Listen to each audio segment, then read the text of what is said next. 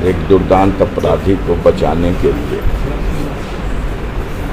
पूरी सरकार और उसकी मशीनरी इतना बड़ा षड्यंत्र कर सकती है। शर्म ही नहीं है। सब कुछ पटल पर। सिर्फ एक बात पूछ लीजिएगा कि 26 तारीख को मुख्तार अंसारी को, जो न्यायिक अभिरक्षा में बांदा कारागार में थे, उनको मेडिकल कॉलेज क्या भेजा था? कोई सैर करने की तो जगह थी।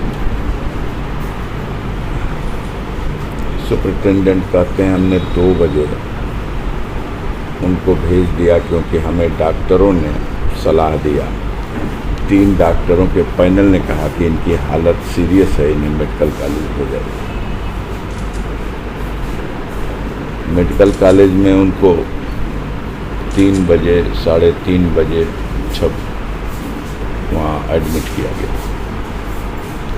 हम लोगों को एक टेलीग्राम पुलिस के माध्यम से रात में 3 बजे के बाद थाने से आके दिया गया, रेडियोग्राम है कि आप तत्काल मेडिकल कॉलेज बांदा पहुँचिए। मुख्तार अंसारी की हालत चिंताजनक है और उन्हें मेडिकल कॉलेज में सुपरिटेंडेंट जेल में भर्ती कराया। हम लोग गए वहाँ, वो जेल में हॉस्पिटल में भर्ती थे। उनसे मिलने का बहुत मुश्किल के बाद 5 मिनट का मौका दिया गया और 5 मिनट की मुलाकात में पहली बात उन्होंने कही, उन्हें पहले से भी मालूम था और उस दिन भी पहली बात यही कही कि भैया ये जहर जो हमको खिला दिए हैं सब, उसका असर इतना बढ़ता जा रहा है कि हम मूर्छित हो जा रहे हैं और मुझे बहुत बेचैनी है। मेरा पेट में इतनी गैस बन रही है और शरीर की शक्ति खत्म हो गई है, दर्द बहुत है। आज रात में मैं बहुत देर तक, हमें याद नहीं है, बेहोश हो गया था। ये लोग उसी अवस्था में मुझे हॉस्पिटल शिफ्ट कर दिए। यहाँ आने के बाद जब ट्रीटमेंट शुरू हुआ, ऑक्सीजन लगी और ये सब, तो मैं होश में आया। हमने डॉक्टर से पूछा कि कैसे कौन इलाज कर रहा है, तो 2 लोग तो वो मेरे सामने लाए गए जो फार्मासिस्ट थे और एक डॉक्टर जो आए, उन्होंने बताया कि मैं सर्जन हूँ, हार्निया का सर्जन हूँ। हमने कहा मुख्तार अंसारी के केस में क्या है? कह देखिए इनके, मैं एक सर्जन हूँ और सर्जन की हैसियत से मैं ये कह रहा हूँ कि इनका कोई सर्जरी का केस नहीं है। तो उसने अपनी बात ढकी अंदाज में कह दिया। मैंने कहा प्रिंसिपल साहब से बात करा दीजिए, मुलाकात करा दीजिए। बताया गया 10 मिनट बाद प्रिंसिपल साहब मिल लेंगे। 10 मिनट बाद कह दिया गया प्रिंसिपल साहब, मेडिकल कॉलेज के प्रिंसिपल, मिलेंगे नहीं, फ़ोन पे बात करेंगे। उनका फ़ोन पे बात करा दिया। 10 मिनट बाद फिर कह दिया गया कि नहीं, फ़ोन पे भी बात नहीं कर सकते। तो हमने कहा कि तो ठीक है, टेलीफोन नंबर उनका दे दीजिए। बताया गया कि नहीं, वर्जित है, यहाँ किसी का टेलीफोन नंबर कहीं किसी को नहीं दिया सकता। हमने कहा मेडिकल ऑफिसर है, मैं एक रिस्पॉन्सिबल पर्सन हूँ। हम लोगों को डायरी में लिख करके सूचना आयोग पूरे प्रदेश और देश भर के सारे अधिकारियों का नंबर खुद ही छाप के देता है। और ये कौन सी गोपनीय चीज़ है कि वो अपना नंबर नहीं दे सकते? हम अगर चले जाए, मुलाकात का समय पूरा हो गया, तो हम बाद में ही उनसे पूछ लेंगे कि खैरियत क्या है मेरे भाई की। तो उन्होंने कहा सर नंबर नहीं दे सकते, हम लोगों को प्रतिबंधित किया गया। फिर हमने कहा कि एक रिक्वेस्ट मेरी है कि अगर आपके काबू करना हो तो समय रहते इसको कहीं रिफ़र कर दीजिएगा जहां इसका इलाज हो जाए। तो उन्होंने कहा कि हम उम्मीद करते हैं कि 3-4 दिन में हम इनको नियंत्रण में कर लेंगे, मतलब इनकी जो अस्वस्थता है उसको हम काबू में कर लेंगे। हमने कहा ठीक है डॉक्टर साहब, आप कर लीजिए, हम संतुष्ट हैं। लेकिन अगर आपको आभास हो कि अब मेरे हाथ से निकल रहा तो समय रहते हुए कहीं रेफ़र करिएगा, ऐसा ना हो कि आप ऐसे समय रेफ़र करें कि कहीं कोई जाके भी कुछ न लाभ मिले। तो उन्होंने कहा कि ठीक है, हम आपकी बात समझ गए। मैं मिल के वहाँ से आ रहा हूँ और 2 घंटे के अंदर उस डॉक्टर से लिखवाया गया कि ये मरीज फिट है।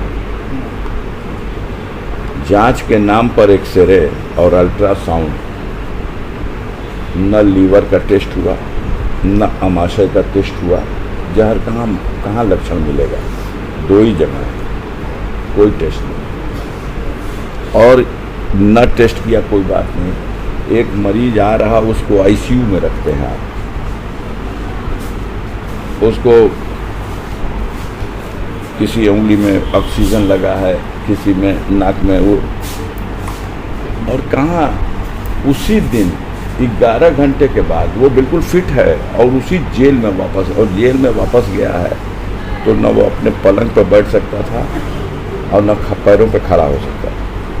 उसको व्हील चेयर में डाल के डंगरा के चढ़ा दिए सब लोग।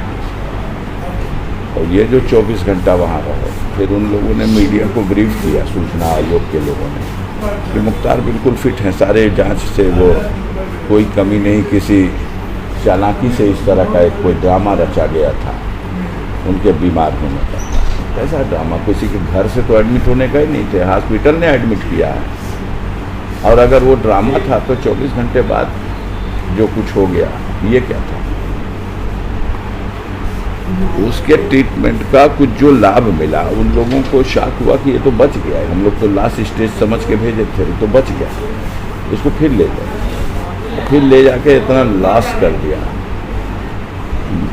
जो घटना हुई है उसी दिन 3:30 बजे उसने, लगभग 3:30, 2-4-5 मिनट आई, उसने अपनी बहू से फ़ोन पे बात की है और अपने बेटे से भी बात की।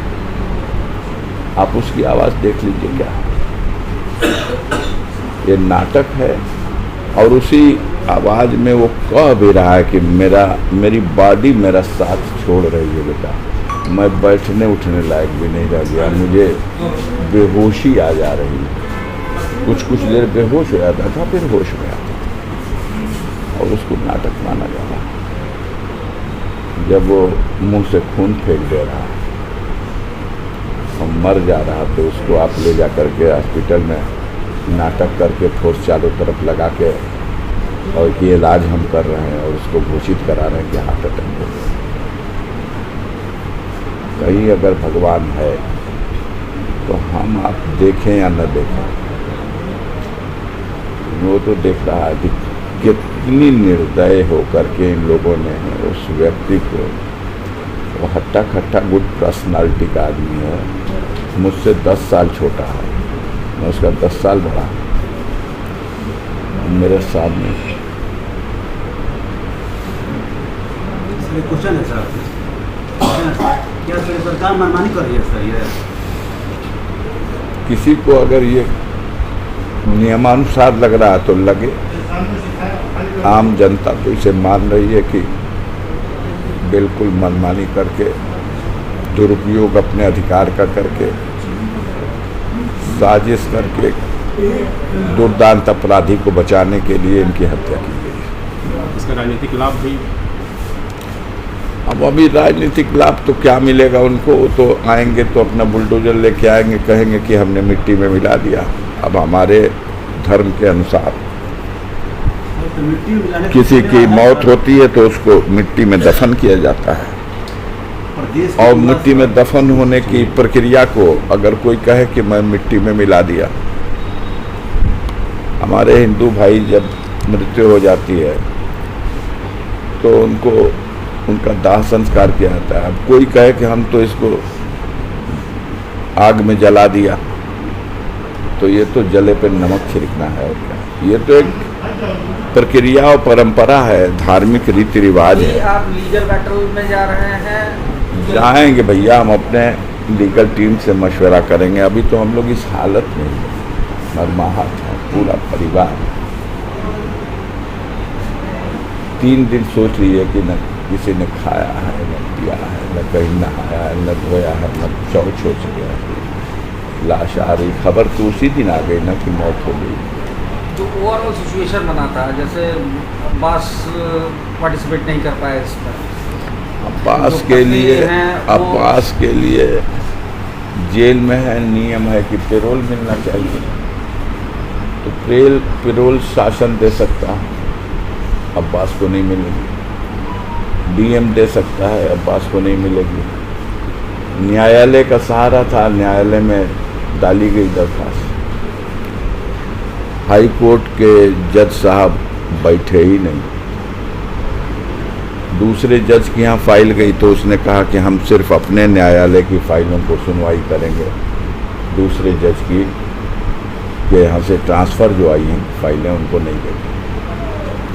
देखा नहीं, सुप्रीम कोर्ट में चीफ जस्टिस के यहाँ एक डाली गई अर्जेंट में कि बेंच में सुनवाई को न डाल करके अर्जेंट मैटर मान के इसको रात में ही सुनवाई करा ली जाए, तो चीफ जस्टिस साहब ने कहा कि वो उस नियम के अंतर्गत ये विषय नहीं आता, ये रिट लाइए और बेंच सुनेगा। तो मिट्टी तो आज हो गई, अब बेंच सुन करके भी क्या करेगा। अच्छा, ये जो परिस्थितियाँ बनी कि पत्नी भी नहीं आखिरी बार देख पाई, नहीं देख पाई। मुख्तार की बहू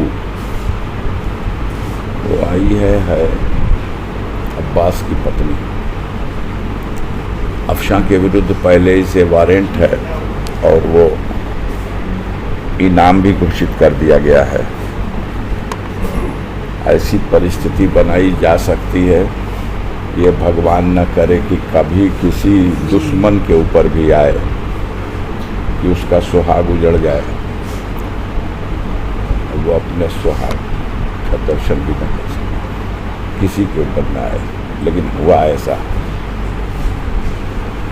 क्योंकि अब वो जहाँ कहीं भी होगी हमारे धार्मिक रीति के हिसाब से वो 4 महीने की तो इद्दत बढ़ाएंगे, उसके बाद हो सकता है कोर्ट के सामने आए। वो अपनी एंटीसिपेटरी बेल के लिए हाई कोर्ट और सुप्रीम कोर्ट का भी दरवाज़ा खटखटाई है। देखिए, तमाम तरह कानून में विंडो होती है, इन्हीं विंडो से अगर उन्हें राहत मिल जाए तो ठीक है। यानी आज की स्थिति में सिचुएशन में तो यही है कि न्यायालय ने उनको बुलाया है, वारंट दिया है और इनाम घोषित कर दिया। एक तो आपका लीगल बैटल का ऑप्शन है, दूसरा जो है आप चुनाव में भी जा रहे हैं। चुनाव में तो हमने आपको बताया कि मेरा परिवार आज हमारे से राजनीति में नहीं जन्म हुआ है। हम अपने पुरखों की उस विरासत को प्रयास करते हैं संभालने का।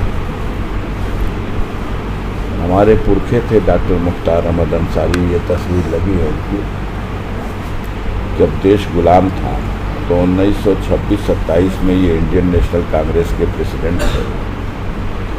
जब इस देश में मोहम्मद अली जिन्ना ने मुस्लिम लीग की स्थापना करके और देश में एक अलगाववादी सोच को बढ़ावा देने का काम किया था, तब हमारे पूर्वज उन दिनों देश की एक जहती के लिए, भाईचारा बना रहे इसके लिए इतना सक्रिय रहे कि महात्मा गांधी ने प्रस्तावित करके डॉक्टर अंसारी का नाम प्रेसिडेंट पद के लिए लाया था और मिस्टर केलकर दूसरे कैंडिडेट थे जिनसे चुनाव हुआ था और 42वें राष्ट्रीय अध्यक्ष डॉक्टर अंसारी चुने गए थे। इनके चुने जाने के बाद वो मिशन जो मोहम्मद अली जिन्ना चला रहे थे उसे उन्होंने खुद अपनी पुस्तक में लिखा है कि जब डॉक्टर अंसारी प्रेसिडेंट थे तो मेरे मिशन को बहुत बड़ा धक्का लगा था।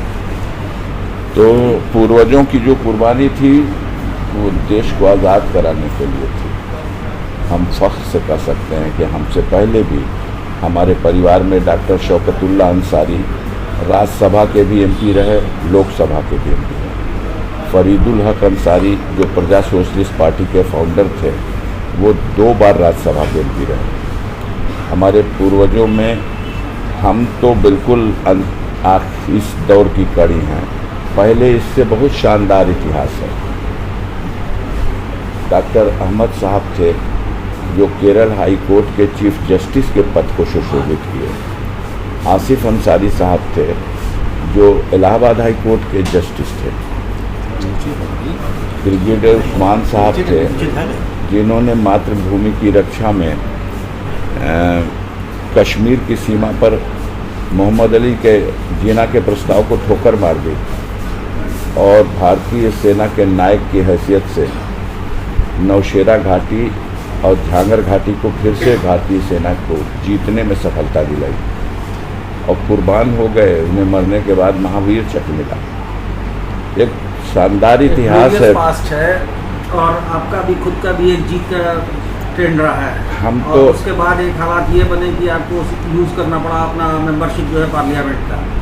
तो अब जो हालात बने हैं उन हालात में जब आप लोकसभा चुनाव में जा रहे हैं उससे पहले आपके साथ काफ़ी चीज़ें हो चुकी हैं। आपकी सदस्यता गई, आपके आयोग बना दिए गए।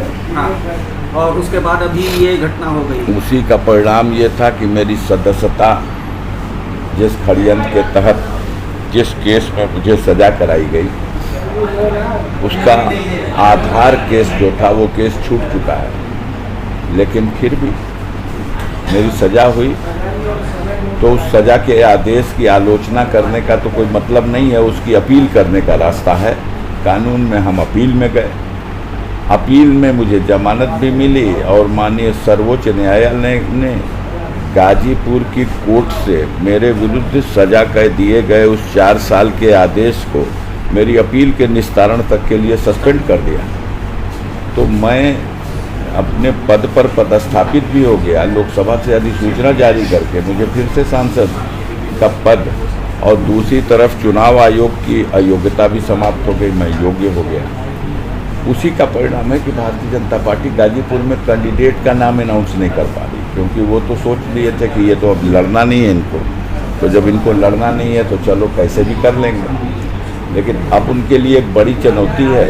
हमारे बाजू की सीट है, नरेंद्र मोदी जी चुनाव लड़ते हैं, सारे बड़े दिग्गज उनके यहाँ हैं और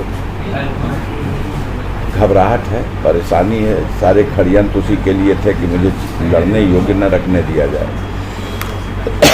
मैं लड़ने योग्य भी हो गया और गाजीपुर की जनता इतने मूड में है कि इस बार सारा रिकॉर्ड टूट जाएगा, कैंडिडेट चाहे जिसको लाए। क्योंकि जुल्म अत्याचार तो सरकार अपने तंत्र का दुरुपयोग करके कर सकती है, लेकिन ये जो जनता है, ये जो गरीब लोग हैं, ये हमेशा सत्य के पक्ष में खड़े होते हैं। और देख लीजिएगा गाजीपुर का अंदरूनी रहस्य यही सामने आएगा कि ये अंदर की बात है, गरीब हमारे साथ है और चुनाव का परिणाम गाजीपुर का मोदी जी को शर्मिंदा करेगा। लड़ रहे हैं बगल में वो भी, हम भी लड़ रहे हैं, देखिएगा। लाए कैंडिडेट पहले लाए। उनका दावा तो 400 के पार जा रहा है। हाँ बेटा, वो लोग 400 के पार है, यहाँ 80 में 80, लेकिन पूर्वांचल में औकात नापने भर हैं हम। वो लोग तो बोल रहे हैं सर कि हाँ। 370 बीजेपी का 400 पार। भैया एकदम चकाचक है, उनकी सारी गिनती सही है, लेकिन आप एको बार मत पूछिएगा कि जब आप 370 पा रहे हैं और के बाद 40 तो 30 तो पा रहे हैं, तो क्या जरूरत है जो आपको कह रहा था कि कटोरा लेके भीख नहीं मंगवा दूंगा तो असल बाप का बेटा नहीं, कहने वाला था कोई? कहाँ है? क्यों उसके चरणों में गिरे? क्या जरूरत है संजय निषाद को? क्या जरूरत है जिसको आप कहते थे कि ये परिवारवादी पार्टी है, चौधरी चरण सिंह के से शुरू हुई, उनके बेटे अजीत सिंह पे आई, उनके बेटे जयंत चौधरी पे है, आज जयंत चौधरी के चरणों में बैठने की क्या जरूरत है? अगर 400 के पार है तो नीतीश कुमार के लिए तो दरवाज़ा बंद था, लेकिन दरवाज़ा खुल कैसे गया? अगर 400 के पार का सवाल है तो चाहे उपेंद्र कुशवाहा हो, चाहे जीतन राम मांझी हो, ये क्या हो रहा है? एक तरफ नीतीश कुमार और दूसरी तरफ मोदी जी के हनुमान पासवान साहब। तो ये सब एक बात है कहने की, अंदर से उनको हकीकत मालूम है कि जो मिडिल क्लास वोट करके इनको सत्ता में लाता था, आज सबसे ज़्यादा दुखी मिडिल क्लास है। इस महंगाई से, इस भ्रष्टाचार के दौर से, इस बेईमानी से आम जनता त्रस्त हो गई है। बेरोजगारी का आलम यह है कि मतलब जो हम लोग अक्सर देखते थे, कभी रात भोर में गाड़ी से निकल जाइए, आप लोगों को भी सफ़र करने का मौका मिला होगा, तो सड़क पे नौजवान दौड़ते हुए, रियाज बनाते हुए मिलते थे। दिखाइए नहीं देते, क्योंकि निराश हो गए, मायूस हो गए वो कि इस दौड़ और रियाज का कोई मतलब नहीं है, ये सरकार कोई सर्विस देने वाली नहीं है। सर, लोकसभा चुनाव हम पूर्व विधायक मुख्तार अंसारी जी के साथ इसको लेकर अभी लोकसभा चुनाव में भी क्या समाजवादी पार्टी भी इस पर निर्भर है और चुनाव में देखिए, अभी हम लोग उस तरफ नहीं जा सके, हम सब मरमाहत हैं। हमारे परिवार का एक हीरा निकल गया है और मीडिया के भाई सरकार की मंशा के अनुसार जितनी गंदी संज्ञा दे के मुख्तार अंसारी को पुकार ले, जितनी बुराइयां उसके नाम से लिख दें, लेकिन गरीबों के दिलों पे उसका राज था। मुरली मनोहर जोशी भारतीय जनता पार्टी के राष्ट्रीय अध्यक्ष रहे हैं, चोटी के बहुत बड़े नेता रहे हैं, और बनारस की धरती पर मुख्तार अंसारी और मुरली मनोहर जोशी का लड़ाई हुई थी, बहुत मामूली से वोटों से। 2 विधानसभा में, रोहनिया विधानसभा और सेवापुरी विधानसभा, दोनों जगह मुख्तार जीते थे और मुरली मनोहर हारे थे। शहर जब आया तो शहर में कैंट मुरली मनोहर जोशी को जीतना था, जीते, लेकिन उत्तरी दक्षिणी उस समय एक समद साहब एमएलए होते थे सपा के, और वो सारी ताकत लगा दिए लोग, नहीं तो एक सीट उत्तरी हम लोगों को और लीड होनी थी, वो हमारी लीड नहीं हो सकी। और 1 बजे के बाद जो कांग्रेस पार्टी के उम्मीदवार थे, राजेश मिश्रा या और भी जो कोई उम्मीदवार थे, ये लोग खुद ही कहने लगे फूल को वोट दे दो, फूल को वोट दे दो, नहीं जीत जाएगा मुख्तार। अब अगर लोकप्रिय नहीं था तो क्या उसका दबदबा था जब वो जेल में है? वो जेल में लड़के लड़ा था। कोर्ट ने, हम लोगों के वकील ने दरखास्त दी तो कोर्ट ने कहा था कि आपने 10 दिन का पेरोल मांगा है, हम इसको 3 दिन के पेरोल देने पे विचार करेंगे, आप एप्लीकेशन दुरुस्त करिए। 3 दिन के पेरोल की एप्लीकेशन दी गई, तब उन्होंने कहा 2 दिन का। बहुत सुन के जजमेंट रिजर्व किया। 2 दिन का पेरोल मिल गया होता तो मुरली मनोहर जोशी सब होने के बाद भी हार जाते। हम लोगों ने रोड शो का मैप तैयार कर लिया था, किस तरह से उसको सिर्फ एक रोड शो करा देंगे 2 दिन में 5 विधानसभा में। घोसी लोकसभा क्षेत्र, अपने जमाने के कद्दावर नेता रहे हैं कल्पनाथ राय, काबीना मंत्री रहा करते थे, श्रीमती इंदिरा जी के बहुत हासिल खास मंत्रियों में से थे। काबीना मंत्री कल्पनाथ राय के खिलाफ 1995 में मुख्तार इसी घोसी लोकसभा सीट से चुनाव लड़ गया और 3 विधानसभा में उनको हरा दिया। उस समय सगड़ी भी इसी में था, और हारे कहाँ? मऊ सदर से हार गए। मऊ सदर विधानसभा में और गोहना मोहम्मदाबाद में वो हार गए, और थी उस धरती के लिए। तो इस तरह की स्थिति है। अब हम उसको कितना भी कीचड़ फेंकें, अगर हमारे कीचड़ फेंकने का उन मत देने वालों पे असर होता तो एक आदमी जेल में है और 4 बार विधानसभा का चुनाव जीत रहा है, पर्चा भरने भी नहीं आता, उसका एजेंट जाके जेलर से दस्तखत करा के पर्चा भरता है और जनता उसको वोट दे के जिताती है। मत स्वीकार करे कोई संज्ञा आप दे सकते हो। हम मानते हैं कि मुख्तार अंसारी को कोई शंकराचार्य नहीं मानेगा, लेकिन जितनी बदनामियां हैं उसकी कभी समीक्षा आपने नहीं की। अब तो वो दुनिया में नहीं है। हम आपको कहते हैं और साधारण ढंग से कहेंगे तो आप उसे गंभीरता नहीं लेंगे, इसलिए चुनौती दे के कहते हैं मीडिया को कि अब तो मुख्तार मर गए, कहानी बंद। लेकिन आज की डेट में जो आप रोज लिखते थे कि 60-65 मुकदमे उसके खिलाफ हैं, आप सिर्फ इतना मांग लो कि जो जितना भी 60, 65, 70 जितना मुकदमा बता रहे हो, इनमें कई मुकदमा ऐसा है जो मुख्तार के जेल में जाने से पहले का उसके ऊपर है। मान लीजिए आज की डेट में 99% वही मुकदमे हैं जो मुख्तार जेल में है, और जेल में रहने के दौरान उसके ऊपर बाहर से लिखे गए हैं कि मुख्तार ने साजिश करके ये कर दिया, ये करा दिया, ये कर दिया, ये करा दिया, ये। तो भाई आपकी कागज़ है, आपकी सरकार है, आपकी कलम है, जो चाहे लिखवा दो। जेल में एक आदमी है 18.5 साल हो गया लगातार, 25 अक्टूबर सन 2005 को जेल में गए। अब 6 महीना बाकी है 25 अक्टूबर को, 18.5 साल, और इसके पहले 2 बार में और मिला के वो 3.5 साल और जेल में रहे। एक बार दिल्ली में टांडा का मुकदमा उनके ऊपर कायम हुआ, पंचकूला से उन्हें पकड़ा गया था और दिल्ली में टांडा में लाके बंद कर दिया गया था। 2.5 साल बंद रहे। जब टांडा खत्म हुआ तब भी निकल पाए एक बार और। तो वो कुल मिला के अपने जीवन का 24 साल तो जेल में ही बिता दिए। 24 साल जेल में बिता दिए। अगर आप लोग सुबह से आए रहे होंगे तो आपको आभास हुआ होगा कि ये किसी रैली के लिए जुटाई गई भीड़ नहीं थी कि गाड़ी घोड़ा ट्रैक्टर और बस और खाने का पैकेट और किसी को सुविधा और किसी की ठेकेदार के माध्यम से बुलाया गया। सब अपने भागे चले आए हैं, धक्का खाए हैं, कल सही देख रहे थे, धक्का खा रहे हैं, लाठियाँ। दिल्ली से आए हैं। हैं? तो बात किए तो बोले दिल्ली से आए हैं अभी। हाँ, पता नहीं कहाँ से।